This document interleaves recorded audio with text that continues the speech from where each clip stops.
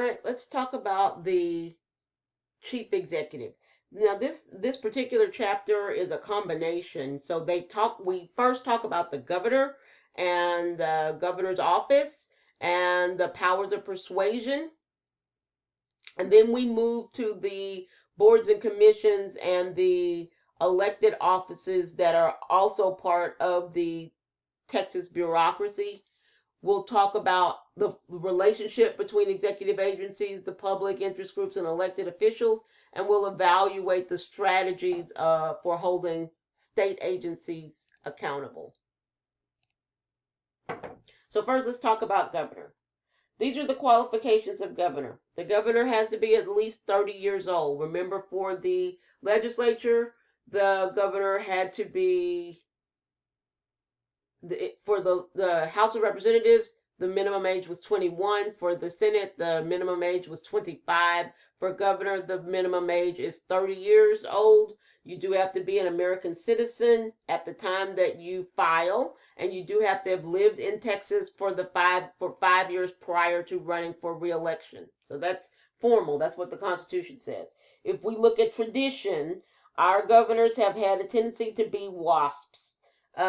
This is a word that you probably have never heard, but this is a word that was real popular in the 80s. White Anglo-Saxon Protestants, meaning that they are European and of the Anglo-Saxon tradition and are not Catholic. In fact, our first Catholic governor is still serving. That's Greg Abbott. Since the Texas Revolution, Texas has never had a Hispanic governor and we have never had an African American governor. We have had 2 female governors. That was Ann Richards in the 90s and Ma Ferguson, 1925 and 1933. Notice that when Miriam Ferguson ran for governor, the governor's term was 2 years. It is now 4. We also see other patterns. They are middle-aged. They are have a tendency to be business people or attorneys. Since the 90s, they were Republicans. Before the 90s, they were Democrats. Usually, they have big name recognition and or they have a public service history.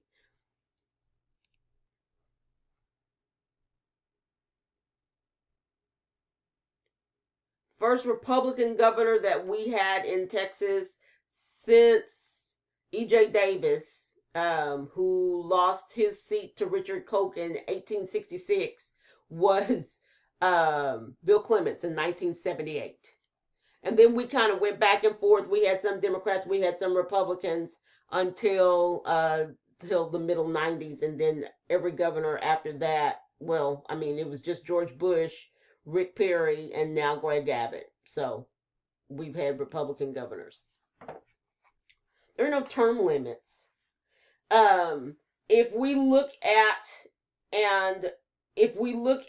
the Democrats have not for years fielded any big names, put a lot of money into the nominations, but I don't know if that is going to be the case in 2022. Democrats are starting to make gains in the state of Texas. So it'll be very interesting to see who runs for governor of the state of Texas. I wonder if Beto O'Rourke or maybe Julian Castro might give Greg Abbott a run for his money. Greg Abbott's approval ratings have dropped a little bit because of the way he has handled COVID, and Democrats are seeing gains. So I think that it's going to be a very interesting race in 2022. This is our governor he is in his second term. This is Greg Abbott. Notice that Greg Abbott is wheelchair bound. He had an running accident, was hit by a car, and all of his public life, even when he was Attorney General, he has been wheelchair bound.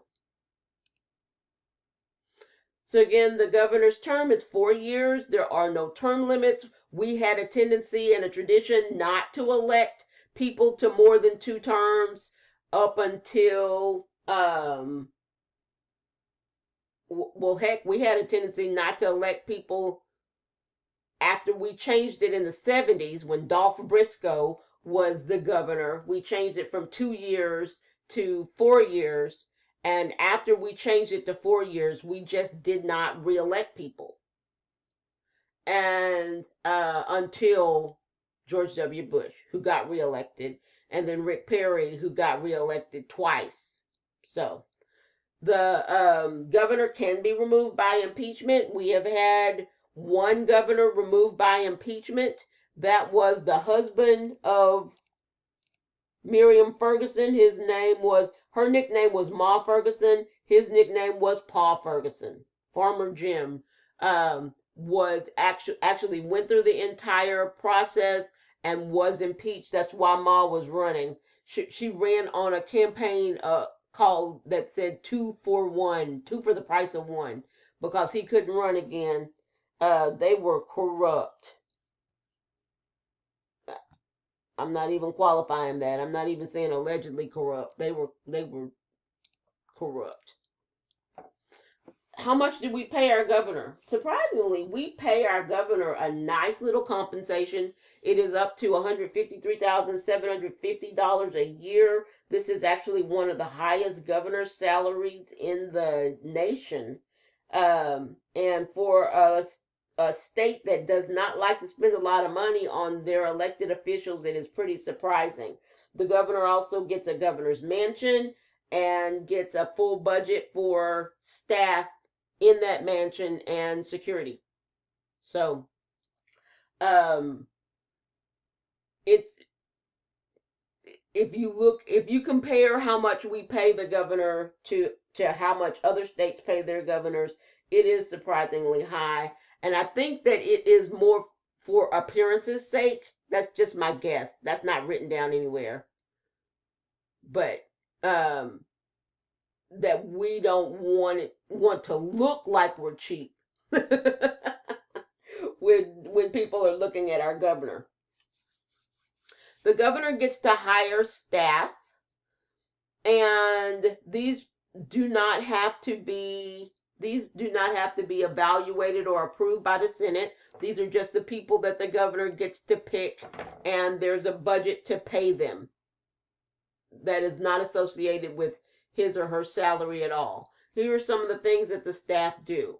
They evaluate appointees, help find the people, help vet them for boards, commissions, and for vacant judicial offices. They serve as legislative liaisons, meaning that they go and talk to the members of the legislature. They keep the legislature informed on what the governor's thinking, what stuff the governor might veto, and they try to persuade the members of the House and Senate to vote for things that the governor wants. There are people on the governor's staff that write budgets. Now, this is in the Texas Constitution. The governor has to write a proposed budget based on the amount of money that has been certified to be available.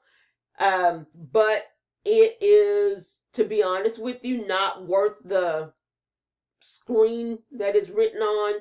It's real pretty, but remember that the lieutenant governor is the chair of the budget board, legislative budget board, and the speaker of the House is the vice chair of the legislative budget board. Guess what? They write a budget too.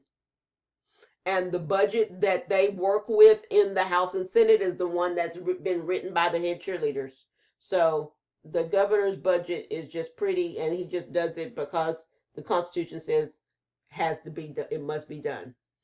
The governor also has people on staff that coordinate local and regional planning between councils of government. A lot of legwork has been happening recently between the state government and the local government. As we sit here, there has been a surge in COVID cases in the city of El Paso. The governor has been coordinating with the city and has set up a field hospital there. And all of that happens through the work of the governor's staff. So let's talk about governmental power, governor's power, gubernatorial power. Let's think about it this way. E.J. Davis, governor during Reconstruction, was power hungry and angry and punitive. The Constitution gave him a lot of power. He appointed his whole cabinet. He appointed all of the judges. He made rules. He brought the hammer down on people that defied him. The Constitution, as it was written in 1876 or ratified in 1876, took away a lot of the governor's power, constitutional power. So to get anything done as governor of Texas, you have to be smart, you have to be persuasive, you better have a strong personality or have political expertise. You should be able to communicate with the public to get the legislature to do what you want them to do, and to get even the people in the executive branch to do what you want them to do. If you don't have those, if you're not able to informally be a persuasive person, then you are going to be sunk as governor of Texas. Your hands are literally tied. And Governor Abbott has found himself butting heads with this over and over again. So I'm going to tell you a couple of stories, not stories, but give you some examples. George W. Bush, when he was governor in the 90s, didn't have any expertise. He didn't have any political expertise. He had never served in public office before he ran for governor. But he was charming. And he literally charmed every member of the Texas legislature. He'd invite them over. He'd make friends with them. He knew their kids' names. He would watch games with them. And when he wanted something, he would just tell them, this is what I want. And they would be like, okay, buddy, you can have that. He never vetoed anything. He never called a special session because he kept such great communication going back and forth, bargained, and was so persuasive that when he said, this is what I want, they would give him what he wanted.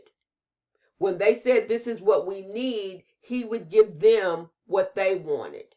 It was a brilliant way to run a state. And if you talk to any legislators from that time period, Democrat or Republican, they love that man. Ann Richards, not as charming. In fact, Ann Richards was widely known to be relatively abrasive. But Ann Richards could bargain. Ann Richards had political expertise. Ann Richards knew what she was doing, knew what she was talking about. She had served so many different positions that it was really hard to maneuver around her because she was so smart and knowledgeable. Third, Rick Perry became the governor after having served as lieutenant governor. Lieutenant governor does not have to have any finesse. Lieutenant governor can rule with a hammer. You do what I want you to do, or you're not serving on any committee and your bills will never see the light of day. He took that to the governor's office and he tried to be um, uncommunicative. He called special sessions. He vetoed bills. He didn't tell anybody he was thinking about vetoing bills. And the members of the legislature just did not care for him, even though there was a majority Republican in the House and Senate. They just did not care for Rick Perry because he didn't play the game right. He tried to take the skills from lieutenant governor to the governor's office, and nah, they did not like that. All right, let's talk about the formal powers of the governor. These are either going to be found in the Texas Constitution or they will be found in Texas law. All right, so we'll start with the governor as chief executive, and we're going to talk about appointment powers, removal powers, law enforcement powers, military power, and clemency power. Appointment power. Governor gets to appoint a limited number of people to boards, and the people that he appoints, remember that the governor's term is 4 years. The people that he appoints serve 6-year terms. So if he is a new governor, there's people that are there that he did not appoint. And if he serves a 4-year term, then there are people there that will outlast him. So, the boards are there to establish the policies for the states. They also choose the top administrators that carry out policies. They execute the laws. If the governor appointed someone, then they get nominated and go to the Senate, and the Senate approves the people by a 2/3 majority, right? The same thing has to happen if the governor wants to remove someone. If the governor appointed them, then he has to take it to the Senate and get 2/3 approval to remove them from office. The governor cannot just remove someone from office. And catch this. If the governor didn't appoint that person, the governor cannot remove them. There is no provision in the Texas Constitution for removing someone that you did not nominate yourself. So if somebody is not doing things the way you want them to, or they are corrupt, you have to basically embarrass them and go to the public and try to get them to resign. But you cannot remove them if you did not appoint them. And it's very hard to remove them, even if you did. When the governor appoints someone, there are always people in the governor's ear. Interest groups are going to be lobbying to have the right person there. The Senate gets to weigh in because they have to approve. And if the person that is being appointed is from a senator's district, the senator can say, I don't like her, I don't like him, and the governor will have to go and find someone else. This is a tradition. This isn't in the Constitution. It is called senatorial courtesy. But the governor does listen to senators, and if the senator rejects the appointment, the governor will usually not try to appoint them. The people that are in the boards and commissions already will also be in the governor's ear about the people that are being appointed, because they have their ideas about who they want to work with and who they want to work under. So everybody will be talking to the governor's staff about who they want. Law enforcement powers. Law enforcement in general in Texas is decentralized. We have local city police departments. The city of Arlington has a police department. The city of El Paso has a police department. Every municipality has some type of police department. Just about every municipality has some type of police department if they have a formal local government.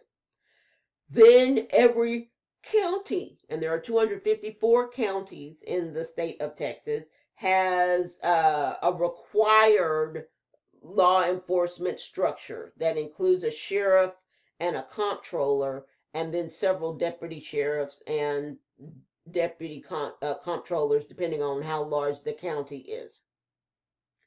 So we do have state level law enforcement agencies. We have two. They are the Texas Rangers and the Texas Highway Patrol.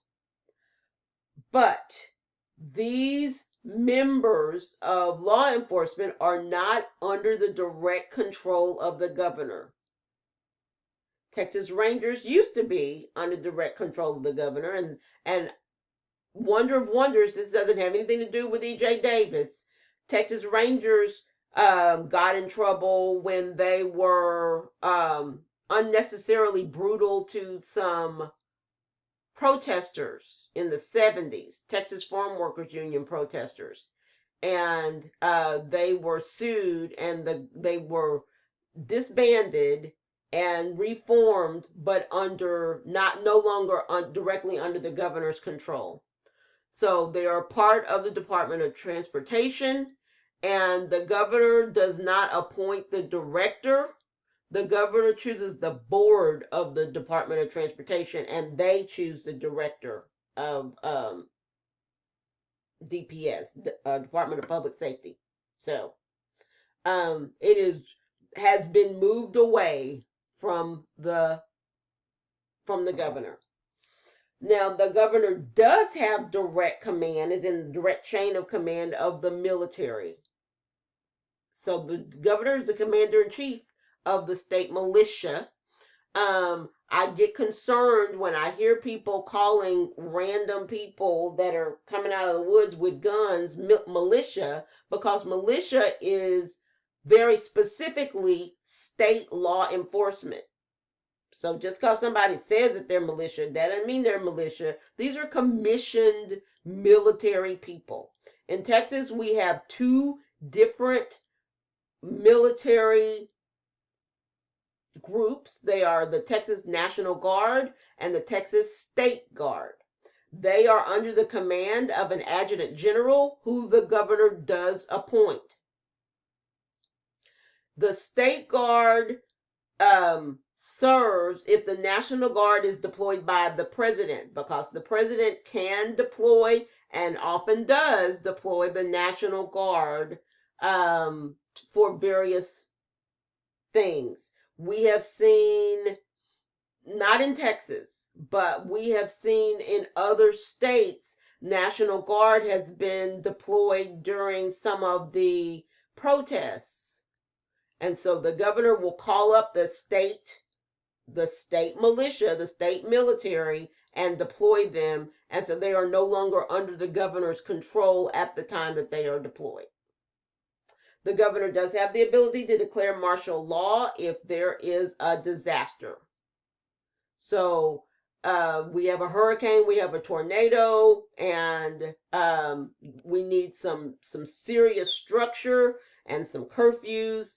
Then the governor can say the military is in charge and your local government is not in charge until we get this taken care of. And governors have to do this all the time.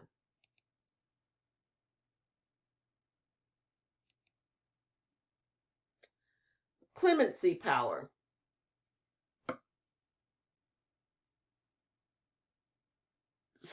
So the governor of Texas has limited power to pardon, parole, or grant reprieves to people that are within the state penal system. Again, ironically, this does not have anything to do with E.J. Davis, as just about everything does. The reason that the governor cannot pardon anybody he or she wants to is actually because of Ma and Paul Ferguson. When Ma Ferguson became governor, they had this little scheme, this little ring going, where people would write to Paul Ferguson and say, I really want this person to be pardoned. Paul Ferguson would quote him how much money he needed. When he received the money, then he would give the names to Ma, and Ma would parole them or pardon them. So they were selling pardons. When this was discovered, the legislature wrote into the Constitution that the governor cannot pardon by himself. So the governor can make recommendations to the Board of Pardons and Paroles, but they have the ultimate power to decide who actually gets parole. The only thing that the governor can do, now the governor does get to appoint the members of the Board of Pardons and Paroles, and the governor can grant like less clemency than has been given by the Board of Pardons and Paroles, but he cannot give more. Cannot block early prison release if the Board of Pardons and Paroles says that they are going to give it. The governor can grant a 30-day reprieve to postpone a scheduled execution. Governors of Texas do not do this very often, though.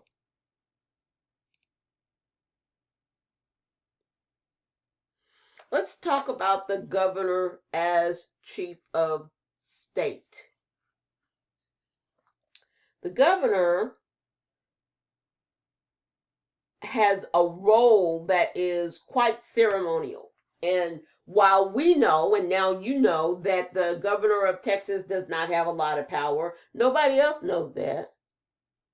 And so there are a lot of formal things that the governor does, including negotiating with Mexico, with Mexican officials, because we share a border with Mexico. There are lots of treaties and agreements that are actually negotiated between Texas government and sometimes even local governments and Mexican governments. And the governor serves as the figurehead when the state of Texas is asking for something or lobbying for something with the federal government.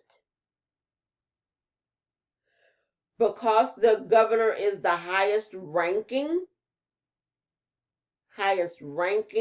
member of his or her party, they serve as a party chief in the state. And because Texas has so many electoral votes, 38 to be exact, Texas governors have a tendency to be very prominent in national issues. And people come and seek the governor's opinion on national issues. Governors of Texas have a tendency to go on to serve in national capacities. So it makes the governor kind of powerful. The governor has some judicial powers. When judges retire in the state of Texas, and you know all of our judges are elected, but when they retire, resign, or pass away, the governor gets to appoint someone to fill that position until the next election. Now, it is pretty common if the positions are the same party as the governor, people have a tendency to resign from their post as judges before their terms are up, so that the governor gets to appoint quite a few people. And then when the person is running, they can say, I've been serving in this role, and Texas voters tend to vote for the people that have already had the job. So actually, this tends to be pretty significant, because a lot of the people that serve as judges were first and initially appointed by the governor. So the governor is kind of de facto having a lot of say in who gets to be judges.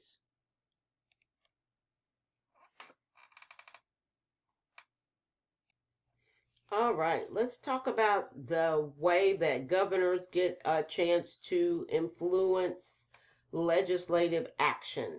There are many of them, and most of these, well, actually,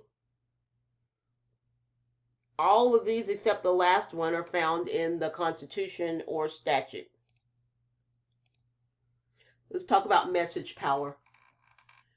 So that the Constitution actually says that the governor is supposed to report the state of the state message to the Texas legislature. This is delivered at the beginning of the session, that 140-day session that happens every other year. The governor stands up. Well, the governor gives the address in a formal way, talks about the agenda. Um, these do not get a lot of television play. We don't see the state of the state address, but you can certainly find them on the governor's website. There is enhanced visibility of the governor's office. The governor can and often does make television appearances, make statements, go to conferences, and the governor just has to be very careful about what issues they do take up, they do talk about, because they don't want to destroy their credibility. The governor has budget power. We've discussed this. The Constitution says that they have to write a budget. And so the chief budget office hired by the governor does do this, produces hundreds of pages, and then the legislature ignores it because they use the budget proposal from the Legislative Budget Board. So, but the Constitution says that it has to be written. The governor does have the ability to veto a bill. Remember when we talked about the process of a bill becoming a law, one of the hugest hurdles that has to be crossed is that the governor can veto a bill.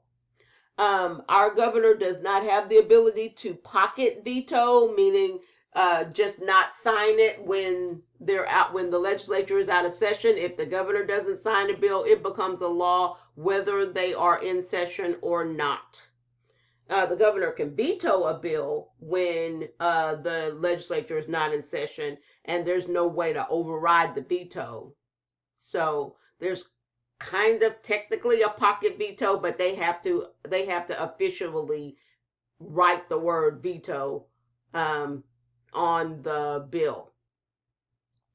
Our governor does have the ability to do a line item veto. Now, the concept of veto is a very popular one for essay questions. I think the essay question asks which veto power do you think is most effective? So you would want to discuss all of these.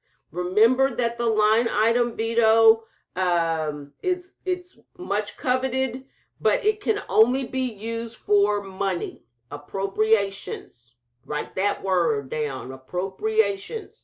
So any bill that says we're going to spend this much money on this, the governor can go and take out this much money on this part. The governor cannot reduce it. He can either leave it in or take it out. And Paul Ferguson got impeached because he got mad at some of the board and the professors at University of Texas, and he went through a budget and eliminated their entire budget because he was mad at them because they had campaigned against him and talked against him when he was running for re-election. So that was what he got, made people so mad, made them start looking into what he had done and they found out that he had been accepting money from beer industries and using it, instead of using it on his campaign, using it to build stuff and putting it in his pocket. So he ended up getting impeached. But what made them so mad was because he used his line item veto to mark out the entire budget of the University of Texas. So, this does give them, and remember, line item veto is where you can veto funds for specific items or projects without killing the entire bill. So it is a very, very useful tool. Um, Really, probably the most effective tool that the governor has in his or her pocket, though, is that threat of veto. Sends his legislative representatives over to say, I really don't like this, and if you send this over to me like this, I'm probably going to veto it. Wouldn't you just like to change it? So a lot of times when the governor threatens a veto, it gets people in line because they don't want their stuff vetoed, so they fix it to something that the governor won't veto. This is what George W. Bush used effectively. Just threaten. And if you send it over to me like this, I'm going to veto it. Well, what do you want, sir? And they would fix it.